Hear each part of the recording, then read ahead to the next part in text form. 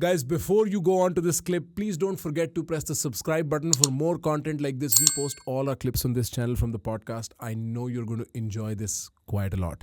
Imagine I were to place Chanakya today in India, a rising economy, without question, much better than it has ever been in history. Almost like the last time we discussed, at the cusp of something great happening, right?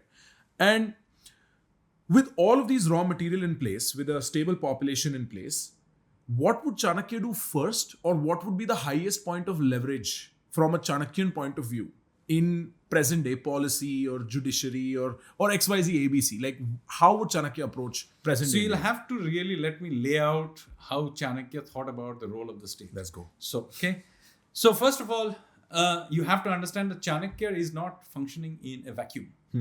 Okay. So by the time Chanakya appears on the scene, there is a well-established learning institutions like Takshashila, where he teaches. And there already exist pre-existing theories of governance and so on. And even you see that in the epics, for example, you have discussions about it. So what is the principle or what is the basis of thinking about the state in Indian philosophy? Well, the main, very important concept is that of Matsya Nyaya. So what is Matsya Nyaya? Matsya Nyaya is the law of the fish. Right. The large fish eats the Small fish. So this is the basic idea of Jungle Raj. Now, how do you avoid Jungle Raj? That is why the state exists, to avoid Jungle Raj. So there are different theories on how to avoid Jungle Raj. So pre-existing already, there were philosophers of the school of Brihaspati and there was the school of Shukra. They were somewhat different philosophers. These are also authors of the past. They are authors of the past. We have some very corrupt, highly corrupted documents of those philosophies still in existence, but frankly, you can't make out what exactly is going on. So we don't really know exactly what they say, except from what Chanakya says. Chanakya says about them. Right. Anyway, now Chanakya says that in order for governance, you need basically to learn 4 areas of knowledge. Okay. So the first area of knowledge that you need is Dandaniti. Okay, this is rule of law and enforcement of that law, justice, that kind of thing. There's another area called Varta. Varta is economic policy. Okay. Third area of knowledge, you need an economic philosophy. So today, for example, with capitalism, socialism, welfarism, etc., you need some philosophy to anchor your policies. And fourth area of knowledge is you have to be cognizant of the cultural context. He calls them Trei. Trei literally means the 3 Vedas, but he means it in the more general context of what is the cultural context. Okay. Now he tells us about different schools of thought. So he tells us that Shukra, the school of Shukra, is very much legalist. Okay. So their view is, if you want governance, we want to avoid Matsya Nyaya, you have to set up the rules and then you have to have a system of administering the rules. That is the main thing that the state is there to do. Then there is the school of Brihaspati. Brihaspati agrees that rule of law, all of this is important, but he says you also need economic policy. And what is the difference between economic policy and... So, for example, in rule of law, I would just have a bunch of laws. I would have Supreme Court and the government would come up with a bunch of laws and Supreme Court would enforce it. But you won't have economic policy. You won't have, for example, the PLI scheme or various schemes that we have for promoting industry. Interest rate, special economic zones. Yeah, all of that kind of thing. Shukra would say no. So no nudges. No nudges or even interventions or policies. You just create a law and once you have the law, it's like almost you step back and... So is subsidy or like subsidizing a part of Varta in that case? And yes, not a subsidy is via Varta. Okay. Or economic or ease of doing business, for example. Right. All of this would be Varta. And then the Nyaya Samiti or the CRPC, they will be all law. They will be all Dandaniti. That's Dandaniti, right, yes. Right. So Shukra would be very suspicious of any kind of interventionism or any economic policy at all. Okay. He said, once you've created the law, you have a law of contract. I have a contract with you. Whatever happens. If the government comes and says that, no, I'm going to give you a PLI scheme for helping you to expand your business, Shukra would say, no, bad idea. But Brihaspati would say, no, good idea. Good idea. Okay, fair. Now there is the school of Manu. Okay. Manu says that, yes, you need to have the wider context. You need some philosophy on the way. But Manu, by the way, we don't know exactly which Manu. But Manu, remember, is a title of a lawgiver.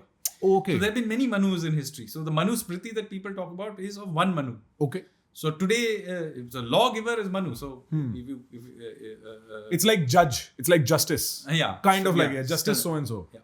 So some Manu or the school of Manu, he doesn't tell you which Manu, they are of the view that no, you need some other philosophical framework. And Manu thinks that the philosophical framework should largely come from the cultural context. Okay. Then finally, you have The cultural context being Trai. Just to be specific. Yeah, he okay. doesn't separate the two. Oh, okay. As far as he's concerned, Anivekshi and Trai, the same thing. Same thing. Then comes Kautilya and he says, no, you need law, you need economic policy, you need a philosophy, and you separately need to understand the cultural context in which all of this is going to play out. So this is how he thinks about it. Now, having placed this on the front Table. Yes. Now let's get into what does Kautilya think the role of the state is. So one of the things that he keeps talking about, saying that look, the king must be restrained in his in how he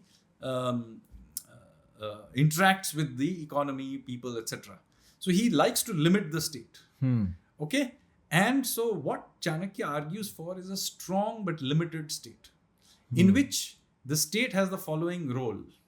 It has a role in internal and external security. It has a role in enforcing contracts and justice, which is the Dandaniti part, regulating industry, providing infrastructure, also providing safety nets during national disasters, so disaster management and relief. So these are the kinds of things, or issuance of currency, monetary policy. These are the kinds of things that Chanakya thinks is the role of the state. He is, however, extremely suspicious of bureaucrats. Okay. Bureaucrats being The gentlemen like yourself. Yeah, Right. He is very, very suspicious.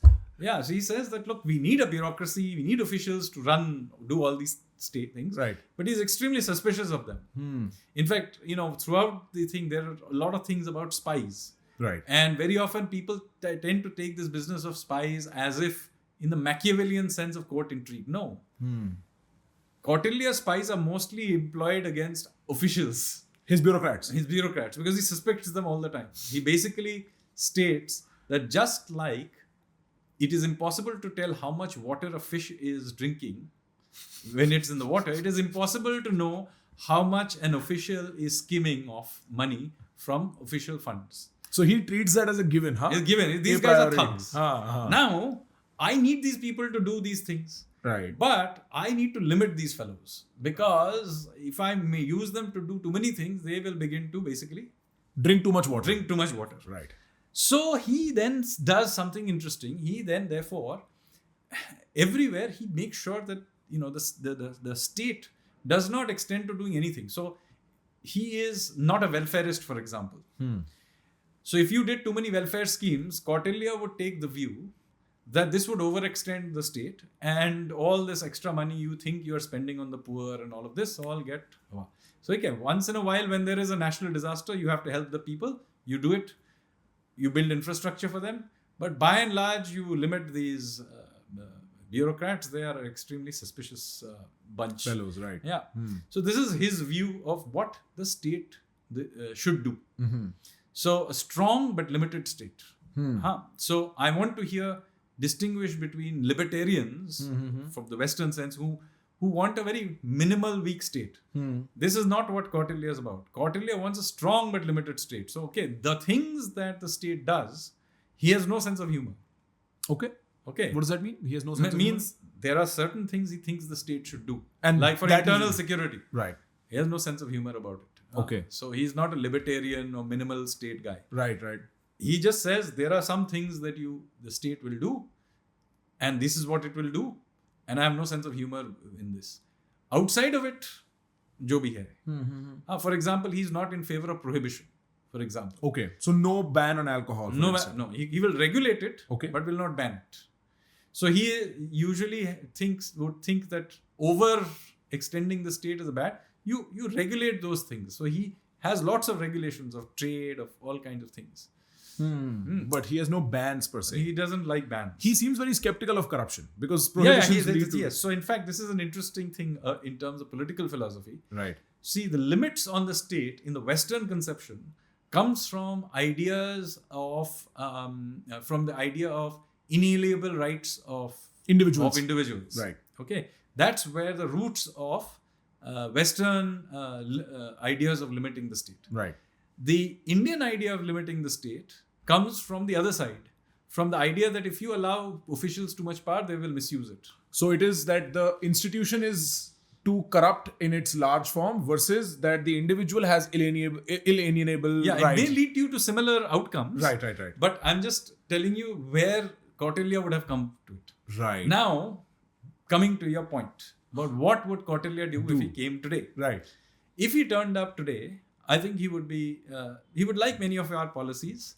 He would be a little skeptical about some of our Antodaya type schemes, which we help the very poor, etc. He would think of that as being unnecessary. He would say that you run the country well, it'll grow and solve the problem. So that is the view probably he would take. So he wouldn't approve of some of our direct benefit transfer type of things. I don't think he would. But I think that would be a minor issue compared to the way we run our judiciary. I think that he would be furious. We've gotten to this point the last time too. Tell me more, huh? Yeah, so he would say that, look, you're doing all these other welfare stuff, whereas the main purpose of the state is to deliver justice. You aren't able to do this. You do all the other stuff later on. Get the judiciary to work. Yeah. The rule of law to actually The rule of work. law, as far as he's concerned, the rule of law is the problem. He said you want to help the poor. Well, the poor in Matsya Nyaya, the big fish are always eating the small fish. If you really care for the poor, you have to get the judicial system to work. Right. That is his view of how to help the poor. So he would diagnose that the process is the punishment when it comes to the law. Yes, in he India. would say, look, how is this, justice? You have to have a just system. The delivery of justice is important. All this other welfare stuff you're doing is actually you are overcompensation of sorts. you're compensating for your inefficiency in doing something that the state basically should do. He would have no sense of humor about law and order problems, for example. Right. So he was very much, dandaniti, law has to be imposed, justice has to be done, the infrastructure has to be good. I mean, he talks a lot about highways have to be there. So he would have approved definitely of our highway building, our airports. Right. So those kinds of things he would have approved of.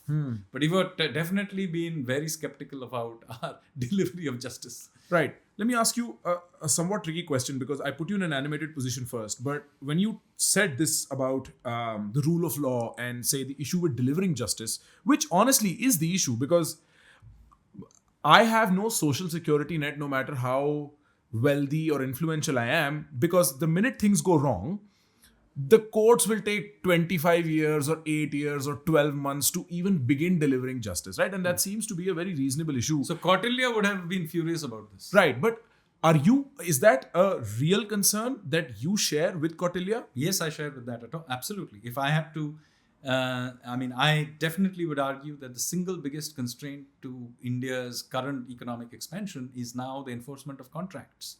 We have got 47 million cases stuck in our legal system. What on earth are we talking about? This is, in my view, the one big problem of... so the highest point of leverage. Yes, so I would totally agree with Kautilya on his views on this.